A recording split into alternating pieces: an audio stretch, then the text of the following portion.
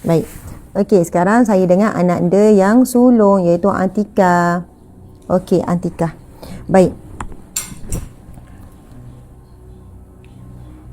Gitu. Okey. Baik. Atika anak sulung. Umur berapa Atika? Tahun ni 17. 17. Ya, tahun ni Atika berumur 17 tahun. Tahun ni ambil SPM. Masya Allah. Dan Atika lebih tinggi daripada saya. Dan lebih berat daripada saya. Lebih berat daripada Umi kan. Sebab Atika tinggi. Itulah alasan dia. Okey. Maksudnya memang betul pun Atika macam Abi. Atika lebih ni. Okey. Atika, Masya Allah. Sekarang kita akan menyambung tadabbur daripada nama Allah Al-Mu'min. Berapa nama Allah? 99. 99 tu Atika, itu yang masyhur. Tetapi bila kita merujuk kitab-kitab Atika, nama Allah ini ada lebih daripada 99. Maksudnya yang masyhur yang disebut 99. Tetapi kalau kita baca kitab Asmaul Husna, bahkan kitab ni pun kita akan jumpa senarai nama Allah Asmaul Husna lebih daripada 100. Ada yang 110. Maksudnya kan kalau kita perasan ada beberapa nama Allah Asmaul Husna ni, dia macam maksud dia macam nak samalah. Jadi ada kitab tertentu yang gabungkan nama tu dan dia bawakan nama-nama yang lain lagi yang berbeza maksud. Sebab memang Allah Subhanahu Wa Taala dalam Al-Quran dan juga dalam hadis Nabi pun Nabi sebut 99. Tapi tak ada senarai daripada hadis Nabi 99 tu apa. Jadi inilah yang ulama kita menghitung dan mengeluarkan 99 nama Allah itu apa. Jadi di situ ada perbahasan. Ada ulama ni menyeraikan nama yang lain. Jadi hari ini kita akan menyambung tadabbur Asmaul Husna, nama Allah Al-Mu'min. Nama Allah Al-Mu'min. Apa maksud Al-Mu'min? Maksudnya adalah Allah yang Maha memberikan keamanan. Allah yang Maha memberikan ketenangan. Itulah nama Allah Al-Mu'min. Allah yang Maha memberikan ketenangan dan juga keamanan. Jadi kita dah kupas pada Jumaat minggu lepas. Aman, tenang, tenteram adalah satu nikmat dan kurniaan Allah. Dan Allah berikan kepada sesiapa yang dia mahu. Dan siapakah orang yang akan diberikan ketenangan? Orang beriman, orang bertakwa, orang yang beramal soleh. Sebab itu bila kita buat amal soleh, kita ada rasa tenang. Lepas zikir, rasa tenang. Maksudnya, tenang, Umi nak tanya, tenang dengan bahagia mana lebih mahal?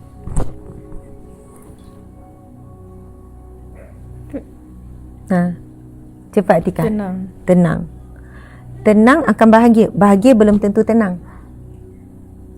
Orang yang tenang dia akan bahagia. Tapi orang bahagia belum tentu tenang. Ada ramai orang bahagia dalam kehidupan ni Atika. Contoh orang bukan Islam. Dia bahagia dengan pasangan dia. Betul? Dia menikmati hidup dia. Dia kaya raya. Tetapi adakah dia tenang? Sebab tenang ini adalah kurniaan Allah diberikan kepada hamba-hambanya yang terpilih. Hamba-hambanya tertentu, iaitu orang yang beriman. Ini merujuk kepada hadis Nabi SAW. Nabi bersabda, bukan hadis Nabi, firman Allah. A'udzubillahi minasyaitanirrajim. Ala bizikrillahi tatmainnul qulub. Ala bizikrillahi tatmainnul qulub. Hanya sahaja dengan kamu berzikir mengingati Allah, tatmainnul qulub, jiwa kamu akan tenang. Allah ni maksudnya itu je cara. Hanyalah dengan kamu mengingati Allah, jiwa kamu akan tenang. Jadi zikrullah ni maksud dia banyak. Maksud zikrullah ini, kalau yang paling umum adalah mentaati Allah, meninggalkan larangan Allah, itu semua zikrullah. Hanya orang yang ingat Allah saja, orang yang ingat Allah saja, dia akan mentaati Allah, meninggalkan larangan Allah. Okey, sekarang baby comel ni bagi dekat Abi. Atika dengan Umi, sebab Umi rasa ramai yang tertarik. Meme sini dengan baby Aina. Jadi dia orang macam kurang bagi tumpuan pada Umi, jadi Umi jealous. Semua tengok baby Aina yang comel ni. Okey, baby Aina, masya-Allah baby Aina. Ini anak angkat kami. Anak angkat. Baby Aina. Okey baby Aina. Bukan anak angkat betul. Anak betul? Bukan anak angkat betul lah, takut orang salah. Anak angkat lah, betul lah. Tengah, nampak tak tengah angkat? Hari-hari kot datang. Ni tengah angkat ni. Anak angkat. Okey. Pergi ni. Bagi Kak Abi. Okey. Subhanallah, Allahu Akbar. Okey, Hana bagi Umi ni pula. Ana pergi main Aina dengan Abi kat situ. No, it's okay. Sit down. Okay. Oh, kenapa ada live video ni ya? Umi pun tak faham. You nak promoting product. No. Saya suruh promote. Tak, dia bukan suruh promote. Ya, dia suruh promote. Dia kata dalam pun tak promote dengan tak letak link barang. Tak. Ada Atika pasal TikTok ni. Atika rapat sikit. TikTok ni dia sensitif sangat. Tak boleh sebut macam tu macam ni. Okey. Atika, sekarang kita bincangkan nama Allah Al-Mu'min. Maksud Al-Mu'min apa? Ni sebut tadi? Allah yang maha memberi keamanan. Ya, Allah Maha memberi keamanan, ketenangan, dan kita dah bincang dah. Ketenangan adalah benda yang lebih penting, lebih mahal daripada kebahagiaan itu sendiri. Ramai orang hidup dia happy, gembira, bahagia. Tapi belum tentu tenang. Tenang ini berada di dalam hati yang sangat dalam. Peace kita sebut kan. Rasa tenang, damai. Maksudnya sampai peringkat kita nak menghadapi kematian pun kita tak rasa takut. Kita nak menghadapi kegagalan pun tak rasa takut. Takut tu ada tetapi tetap ada rasa kedamaian dan ketenangan. Sebab orang beriman adalah orang yang percaya. Percaya apa? Percaya kepada Allah. Percaya kepada Allah bahawasanya Allah sentiasa bersama. Jadi tenanglah. Allah akan membantu. Jadi tenanglah. Allah akan melindungi. Allah akan memberikan petunjuk. So kita akan rasa tenang. Tapi kalau kita hidup tanpa mengingati Allah, tak rasa kewujudan Allah, kita hidup dalam keadaan susah hati. Okey, Atika. Sekarang Umi nak tanya Atika, apakah ketakutan dalam hidup Atika sebagai remaja? Takut apa? Nak SPM. Takut nak SPM. Okey, lagi? Jadi contoh sini yang baik. Oh, takut. Maksudnya takut tak jadi contoh sini yang baik kepada junior di sekolah. Sebab SPM ni paling senior kan? Okey, lagi? Apa lagi ketakutan? Oh, kalau bukan sebagai remaja pun, apa yang ditakuti dalam hidup? Sedih tak nak mati. Okey, takut mati. Yes. Lagi? Jadi anak yang baik. Takut tak jadi anak yang baik. Ya ke takut tak jadi anak baik? Nampak macam tak takut pun. Ya, takut tak jadi anak yang baik. Bagus. Lagi? Takut tak jadi kakak yang baik. Ya. Okey, lagi? Tengok. Abi cubit. Abi tak nak pegang lama. Abi cubit. Kena bagi kat mak dia. Tengok. Abi cubit. Tak apa. Abi letak situ. Aina. Hai. Mi Aina ila Aina.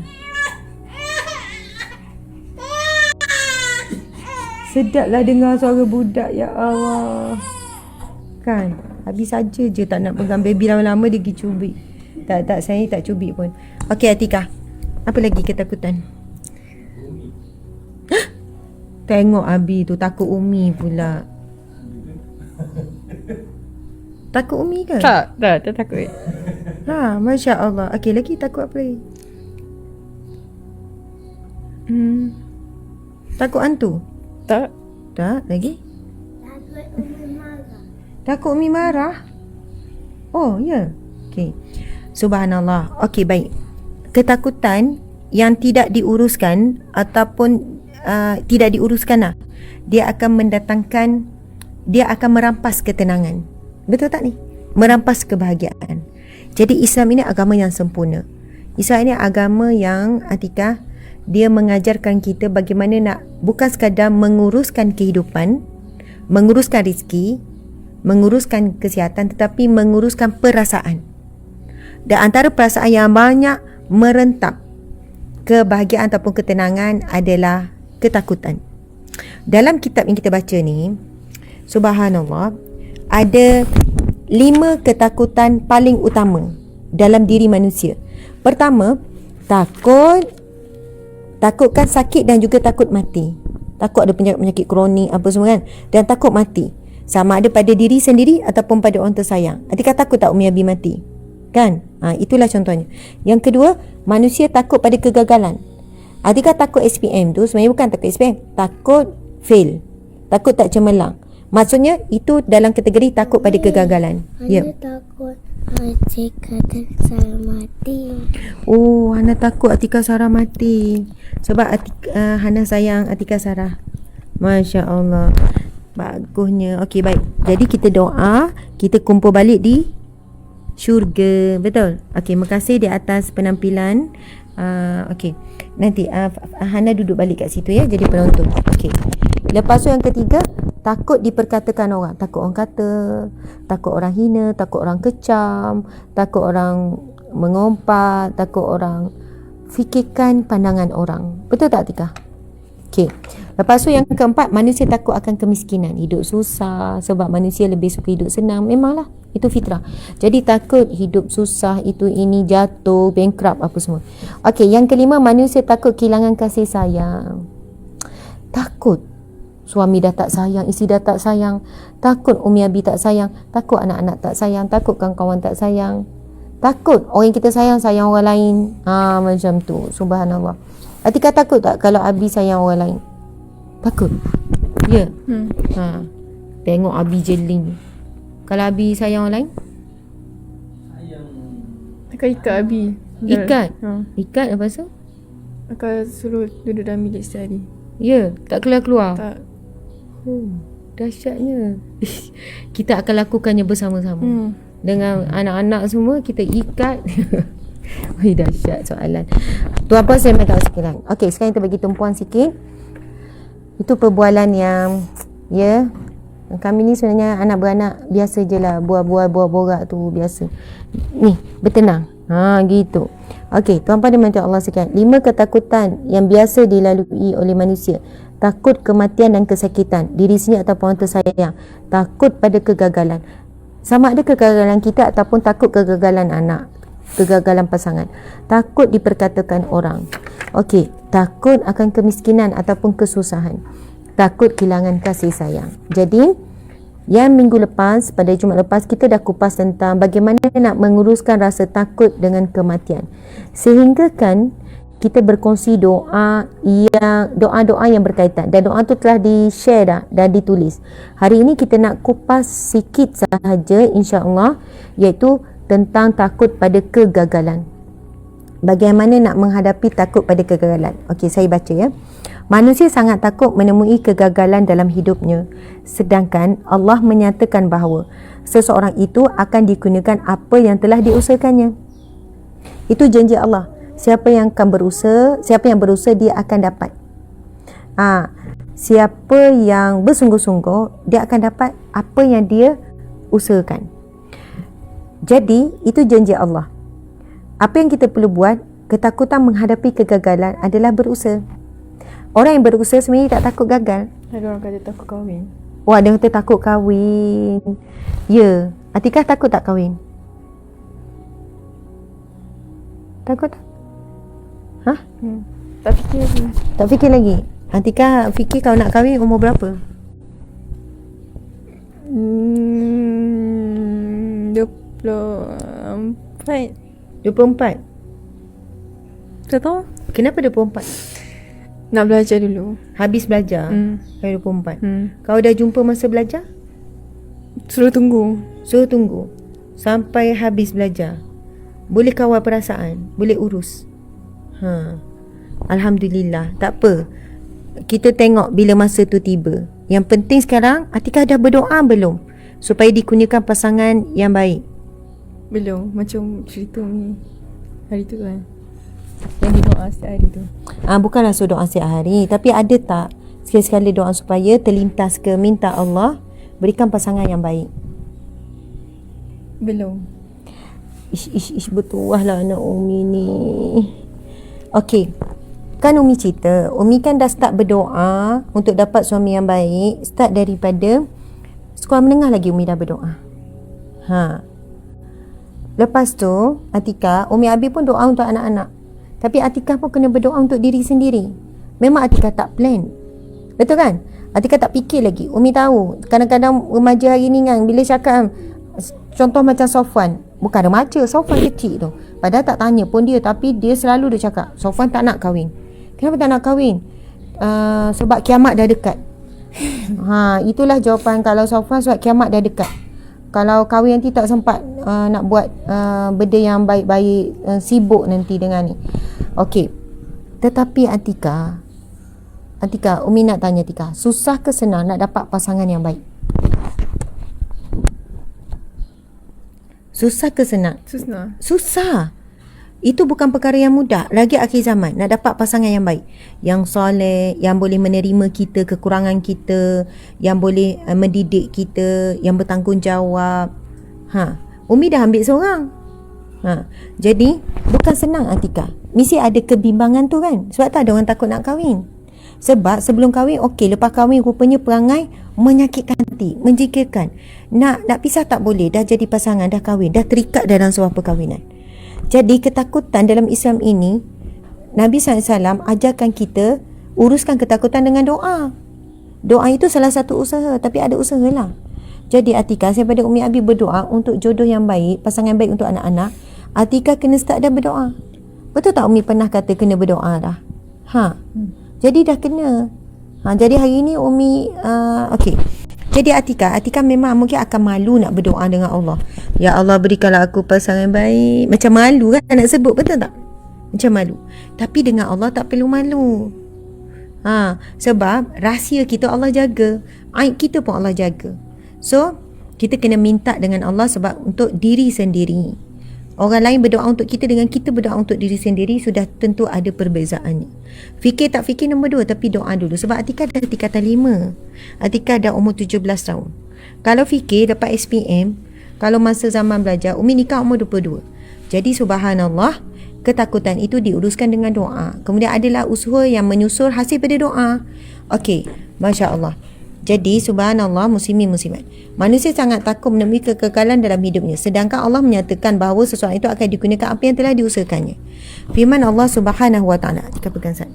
Firman Allah Subhanahu wa taala, A'udzubillahi minasyaitonir rajim. Bismillahirrahmanirrahim. Wa khalaqallahu as-samawati wal arda bil haqq ولتجزى كل نفس بما كسبت وهم لا يظلمون. Sadaqallahul azim. Yang bermaksud, dan Allah menciptakan langit dan bumi dengan tujuan yang benar, dan agar dibalasi tiap-tiap diri terhadap apa yang dikerjakan, apa yang diusahakan, dan mereka tidak akan dirugikan. Allah janjikan tak akan dirugikan. Maka tidak perlu merasa risau untuk menempuh kegagalan, kerana apa yang perlu dirisaukan ialah setakat mana usaha yang telah dilakukan. Sesungguhnya Allah akan memberikan kepada seseorang itu apa yang telah diusahakannya. Allah juga telah menjamin setiap orang itu ada rizkinya sendiri semenjak daripada dalam kandungan lagi. Oleh yang demikian, orang yang memaksimalkan usahanya kemudian bertawakal kepada Allah, Allah akan mencabut rasa takut kepada kegagalan dari hatinya. Masya Allah. Tuan-tuan dimati Allah sekalian, kita adalah hamba Allah, Tuhan kita Allah, dan kita yakin Allah Maha berkuasa. Allah mampu melakukan segala-galanya. Wa huwa ala kulli syai'in qadir. Maksudnya apa? Wa huwa, dan dialah. Wa huwa ala kulli syai'in qadir. Di atas berkuasa di atas segala sesuatu. Tuan-tuan sekalian, mungkin ada orang tanya, Ustazah, saya dah usaha lebih baik, saya dah buat yang terbaik, tetapi kenapa tetap gagal? Kenapa perniagaan tetap tak berjaya?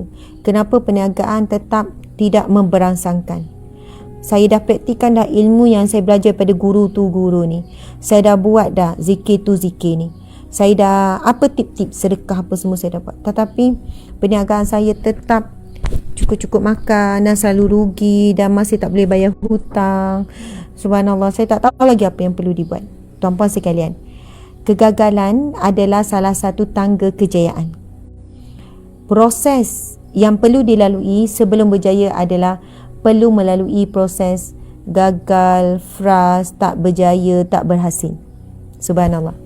Kami mula berniaga, kalau saya pengalaman berniaga 20 tahun dah kot. Daripada saya zaman belajar di universiti, saya dah mula belajar berniaga. Lepas tu, lepas kahwin, rugi, tak berjaya, rugi, jatuh, hilang habis modal, tak balik modal. Ya Allah, tak tahu nak kira lah berapa banyak. Dan hari ni pun masih struggle lagi. Belum dikatakan berjaya. Rupanya daripada pengalaman semua itulah yang kita lalui sendiri. Kita sendiri yang langgar dinding. Kita tahu dinding ni tak boleh dah. Langgar lagi. Sampailah kita jumpa jalan, pintu-pintu kejayaan. Jadi tuan-puan sekalian, dan selalu saya fikir macam ni, kadang borak dengan cik suami kan. Sedikit kejayaan, kita bukan nak kata hebat sangat. Sedikit kejayaan kita nikmati hari ni adalah hasil sabar, redha dan bersangka baik dan tidak pernah berputus asa melalui kegagalan-kegagalan yang lalu. Subhanallah. Jadi kalau orang tanya apa tip kejayaan? Kan, apa tip kejayaan? Tidak pernah berhenti berputus asa kepada Allah dan tidak pernah berhenti bergantung dan mengharapkan pertolongan Allah. Itulah dia. Dan kalaulah seseorang itu berjaya pun, jutawan, hebat, apa semua, cemerlang itu, cemerlang ini, tetapi dia berputus daripada mengharapkan pertolongan Allah. Dia berputus daripada Fatimah duduk atas tikar. mengharapkan Fatimah duduk dekat Atika. Fatimah duduk Boleh? atas tikar, ya. Boleh ya? Duduk atas tikar, jom. Okey. Okey, boleh. Lepas tu duduk kat Umi. Okey. Masya Allah. Berputus daripada, itulah kegagalan. Sebenarnya kalau kita ini dalam situasi, ya Allah, mana-mana dia akan bawa ni. Sampai mandi pun dibawa ni. Ini panggil apa? Okey. Ini apa ni? Tak tahulah. Ini apa? Tak ada telinga, tapi ada ya. Okey, lepas tu budak-budak hukumnya boleh ya. Lepas tu ni warna hijau ni. Masalahnya mandi pun mandi dengan makhluk-makhluk ni, basah-basah kuyup. Dia dah kering, makhluk ni tak kering lagi. Ni Fatimah ni sekarang. Hukum budak-budak, Fatimah ni 3 tahun lebih. Hukum budak-budak ni kalau main ni boleh. Jangan buat piasan je. Piasan tu lah ada perbahasan. Ini dia buat main, dia letak bawah, bukannya susun-susun tu. Okey, baik. Apa ni? Tidur pun dengan ni lah 3 makhluk ni. Okey, tuan-puan dimati Allah sekalian. Kita sebut apa tadi? Kita takut menghadapi kegagalan, kita hadapi dengan usaha.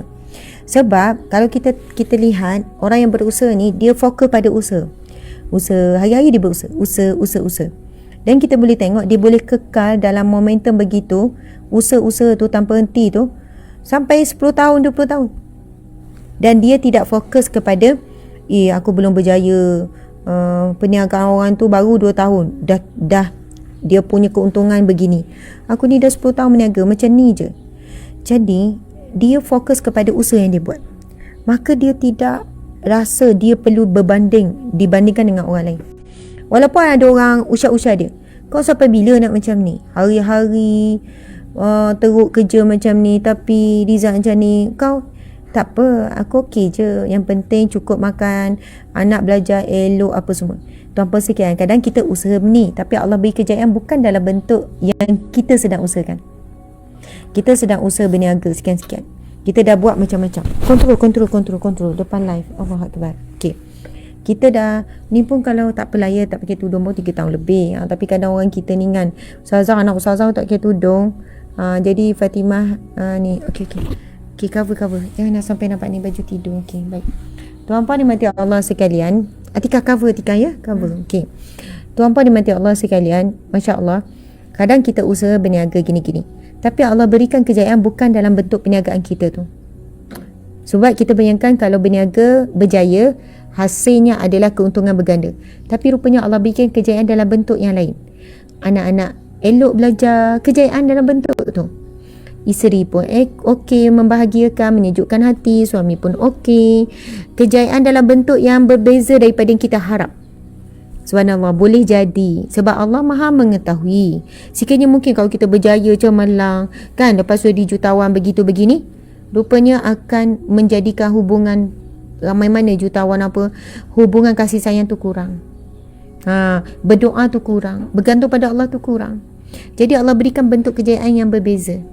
Anak-anak berjaya, elok apa semua, masya-Allah, alhamdulillah. Jadi tuan-puan dimati Allah sekalian, itulah dia. perkongsian kita pada hari ini, saya kira setakat itu. Bagaimana nak menguruskan tak rasa takut pada kegagalan. Jadi kita uruskanlah dengan kita berusaha, fokus pada usaha, kemudian bertawakal pada Allah. Ada orang tanya, macam mana nak tahu orang tu bertawakal atau tidak?